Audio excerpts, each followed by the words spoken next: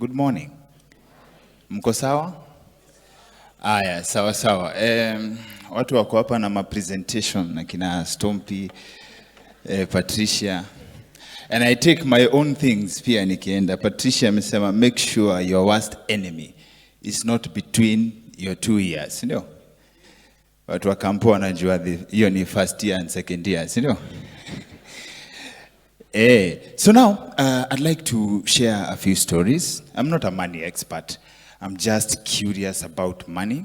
And interestingly, one of my first money teacher, I've paid proper school fees. No, there's theory and then kuna ground. I'm a student of both theory and ground.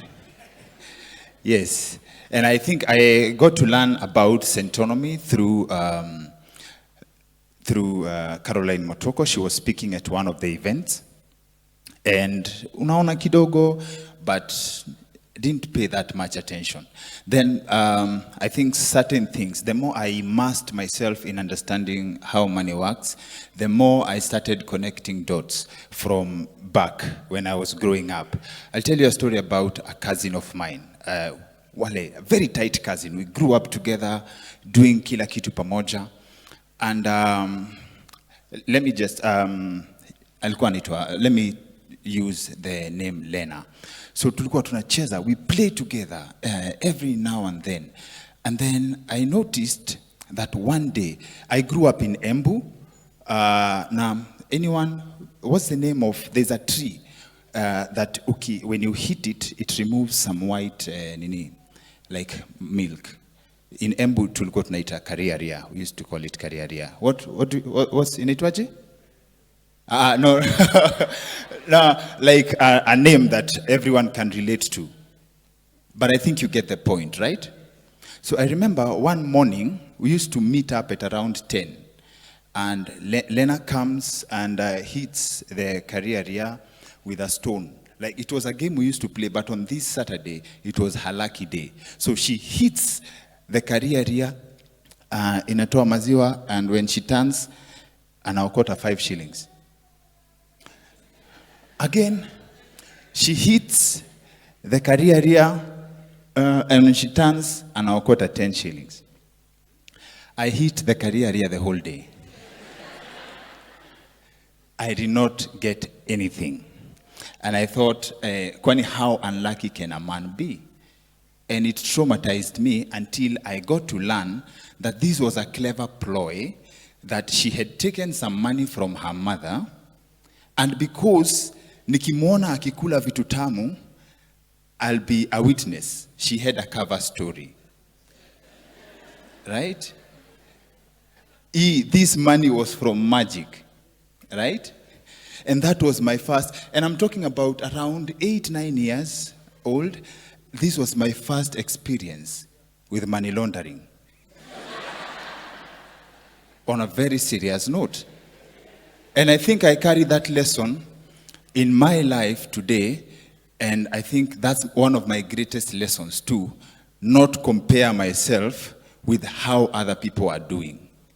If someone else is doing fine, I can do fine in my own way, not as per the other person's standards, because you don't know how people make their money. That's a story for another day because of my immersion in understanding how money works. So now I wanted to get something. I wanted to get something for myself. I've always wanted better because I come from a very humble background, as we call it. That's a polite name for poverty. So I get through, in primary school, I had 2 money lessons that I carry in my life to date. The second one is about debt. One time, and I think I later learned this lesson on how we value money. Like when it's money that you have not touched, if it's not like hard currency, you don't feel the spending. So I come from an era, I had someone say that most of our audience leo ni Gen Zs, but I come from an era when the Kenyan shilling meant something. From the era where, let's say, 1,000 bob, I don't know, you could buy a piece of land, sijui. But then, I come from an era where the Kenyan shilling was strong. And this particular time, I dared someone. His name was Steve. I dared Steve if he could do something. As in, I had just heard of, we had tried something. Yeah, you roll your hand Evie, and you roll the other hand going back. So in my head, we had agreed collectively that it was impossible. I don't know why my obsession with magic was a mess around this time, but by doing this, can you try that? Is it possible today to ukiroll hii and then the other one inarudi nyuma? Ningekuwa na deni yenu ya pesa mingi. So I dare, thank you. I dare Steve if he could do it. And then he does it. He does it once. And so nilikuwa nimebet na yeye, I was to give him 5 bob. 5 bob that I did not have. So I found a clever way out of this situation. I told Steve that now that I don't have the 5 bob, we can increase it by 1 bob every day that we meet and I don't have the 5 bob. So now, kila siku, and Steve was very patient. We meet 5 bob. No, 6 bob. Anaenda. So 5 bob. No, acha ikue 10 bob. Anaenda. And we eventually, we got to a place where it was 30 shillings. 30 shillings, remember, this was before free primary education. And I went to, my primary school was Embu Urban Primary School. So in Embu Urban, the school fees for the term, what we used to pay, I don't know whether tulikuwa tunaita activity fee, was 120 shillings. 60 or 120 shillings. So Mimi, on commitment of a bet, on my belief in magic, I had committed to give someone 30 shillings. I didn't have it. I remember how that debt was settled because we agreed that I couldn't afford that money. We had an option. And I don't know how children negotiate. Ati because I don't have the 30 bob, anipige tumalizane. As in, see you negotiate aje by there. As in, how does he benefit? But then how does, I think I'm going to look for Steve. How do you benefit? Like, did you wait this long? You understand? As in, and the lesson I carry from that today is be very careful about your commitments. And it's very easy to spend what you don't have. It's very easy. And sometimes you get out of situations because of the easy way out. And these are things I learn and connect later in life. So I get through primary school, and my fellow students, I believe they will have to come across this one way or another at Ngovio Boys High School. In Form 2, the teachers, the administration banned people from carrying snacks to school. And it was illegal to buy things from outside. It was illegal. So now, there was an illegal business going on in school. Donuts. Zinaitwa ngumu. Unazijua? Ngumu, when you step outside the gate of Ngovio Boys, ngumu is 5 bob. And it's illegal to even be caught buying it. So we had people who had courage, who had the courage to go sneak out of school, wakuje na ngumu, and then sell one at 20 shillings. One at 20 shillings. So in high school, I happened to have had an obsession with a mobile phone, SIM, like gadgets. They just, as in, hey, I don't know, I learned about all these phones from that era. Sijui Motorola V3, Samsung E250, Nokia 6300. We had an era of the Nokia N series, E series. I could narrate all that. I wish they brought it to the exams. So now, personally, I cannot even afford easy ngumus at 20 bob as frequently as you wish. But then, a dorm mate comes to me with a proposal. I have a friend who trusted me to keep their phone He was a class ahead of me, to keep their phones when they were doing exams. And from my side, my mom used to pay school fees in installments.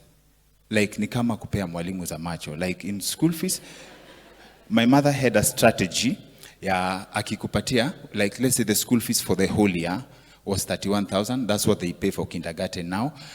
The school fees was 31,000 for the whole year. So my mom had this strategy.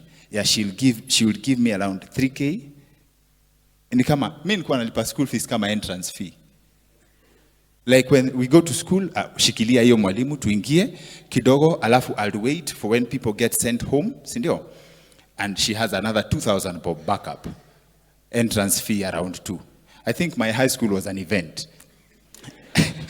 Mimi kama nilienda blankets and wine.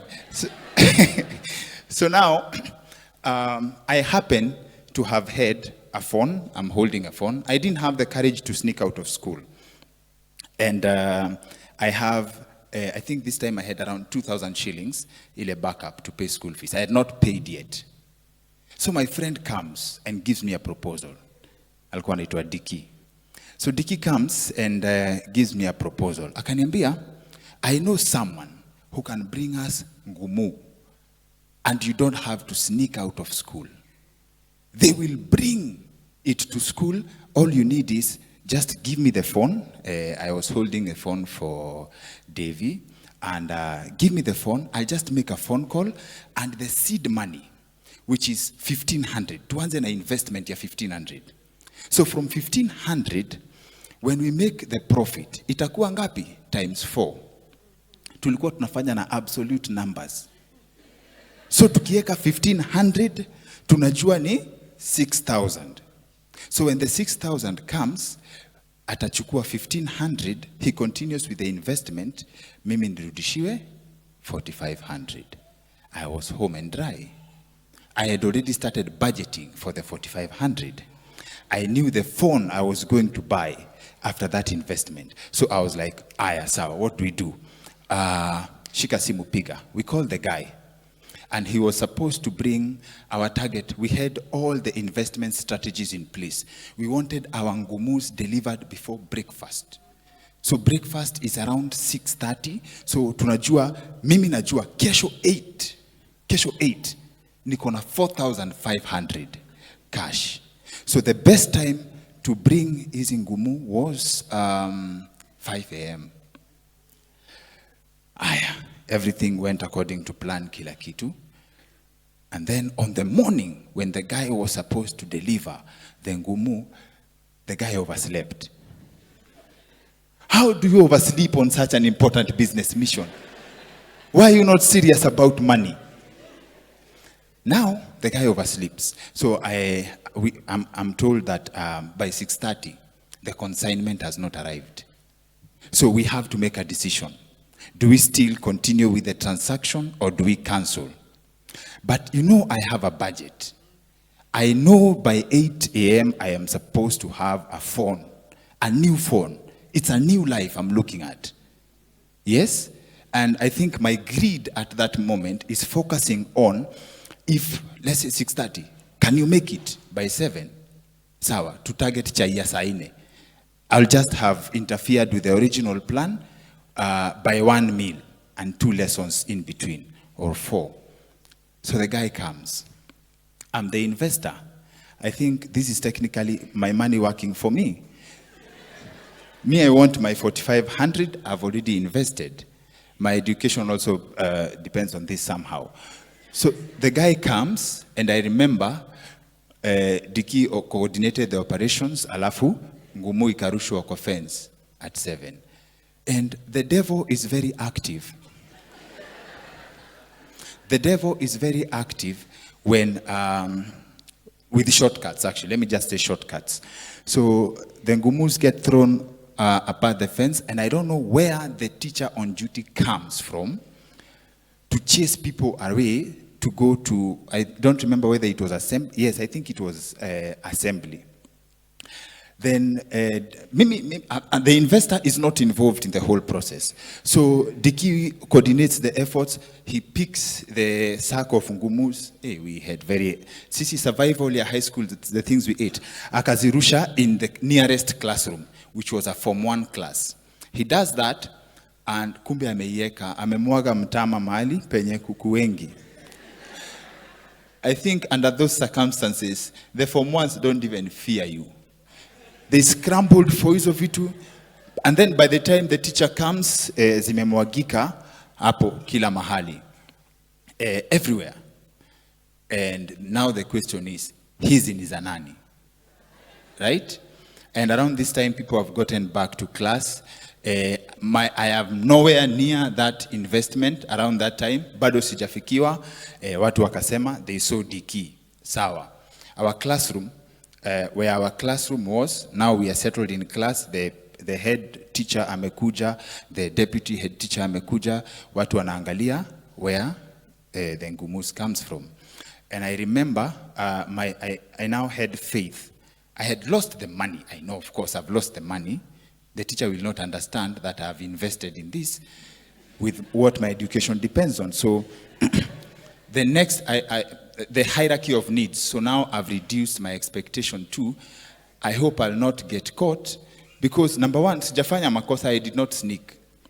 All I did was invest. So now, I remember my faith now goes to Diki as an individual. So in our school, we had two kinds of people.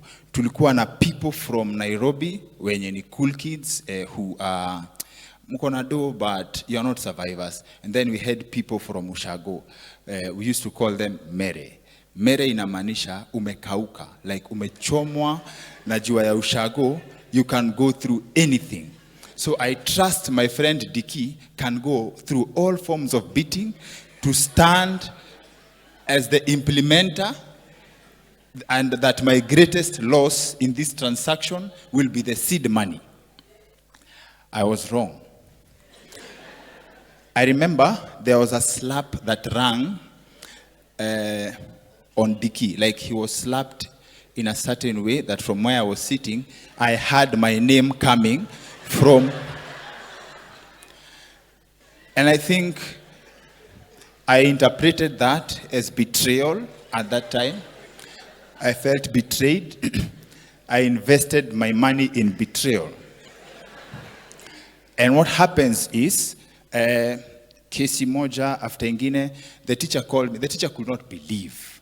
The teacher could not believe that that was me. Because I was just called hapo, nikaulizwa ni ukweli. Hizi niza nini? Diki sasa turned against me. Diki akasema, mwalimu ni huyu alipiga simu, zikuje. Sasa kesi ikatoka kwa Donuts, wapi hiyo simu? Because this was also illegal. So we go, I gave out the phone. So I'm in trouble times two. Nimepeana simu ya wenyewe. I don't know what I'll tell my mom. But at least now I reduced. Good news, I did not sneak. I did not sneak, I only invested. I'm being punished for investing. I'm being punished for business acumen. So now,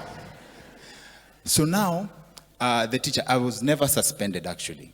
The teacher just asked a simple question, because he knew my situation. Asked a simple question, just tell us, who brought these things to you, right? We knew the trouble that would come with saying that an outsider, not as a student, the worst that can happen to you is get sent out of school. The outsider gets sent to jail. But then I learned something. I was never suspended, just a letter to go home and come back when I'm ready to explain, or to tell the teachers who brought those things to school. And that lesson, from that experience, I'll save you all the details. We can talk here mpaka jioni. That experience carried a very heavy lesson for me to date, even as I learn about money, as I continue to learn about money. Never put your money, never let the greed of what you get in return advise or inform your decision on where you put your money. This was my first experience with risk. Yes, business is a risk, but what are you risking? Tunaambiwa no risk, no return. But what are you really risking? Is it worth it? Is ile kitu inaitwa cost benefit analysis. Is the return on investment a cost you're willing to pay? I look at it that way. After a period, I went through high school. After high school, I was lucky to get a job with the Nation Media Group and I was with Nation for over 10 years. But the greatest lesson came very late in life. We currently have a conversation which Waceke Gatumia, the CEO, has been a guest on, and I'm on a mission to make sure that as many Kenyans as possible learn the basics of money from, as in any information that we get. All perspectives are welcome, but the few stories, some of the 2 stories I've shared, are basically my interactions with real life application of money. Risk, investing in rumors, because someone else is making money, you think that's where it is. I mean, the process of doing research, most of the businesses that we think are working are false. So in a setting like this where you can get information on how to manage, how to get your money, how to deal with it, is a very big plus. And asanteni sana for listening to me. Very, very good. Thank you. 1 second there as you hand on. Any questions for Dr. Kingori? This is your chance to say even hello. There is one there. I knew there was one. Very quickly. Please stand to your feet. Let us know who you are and ask your question very quickly. Hello. Hi. My name is Buire Bivon. Yes? My name is Buire Bivon. Okay. Yes. Yes. My question is, what are some of the investment risk safety measures that you can have? Because for your story, there was a lot of emotions involved, and yes. most of us, the reason why we don't get into investments is because tunasikianga beti kichomeka. It's almost like you've lost your life. So what are some of the safety blocks you can put in place? One thing I have learned is that the answer to that is very wide, but one thing, I'll tell you what to never invest in, and I stand corrected. And I'll give it in terms of an example, right? The money experts will explain based on the information nimepata. Tunaambiwanga, my first money teacher, anaitwa Gor Semelango, who you shared a clip of, alinifunza kitu, aliniambia, the most realistic return on investment is 5%, not per month, per year, right? In real estate, wale watu wanajenga, they talk about a return investment, an average of 8%, right? So anything you put your money, yenye someone is promising you 30% per month, 20% per month, that's most likely a lie. The money experts watatuambia. So the process, one, hakuna shortcut. Study the return on investment. Like sawa, Mimi, before I put my money somewhere, I ask the question of, sawa, unanirudishia hii, wewe unaitoa wapi? You understand? And I hope, yes, and I hope the money experts will also tell us that return on investment on average is 8%. Say the banks will give you at 22%, right? Loans are now going, yes, loans are going at 22%. Wewe ukichukua pesa at 22%, will you ever repay it? Kama the maximum on average you will get ni 10%, right? That's all I do in analyzing anywhere I'm going to put my money. Thank you.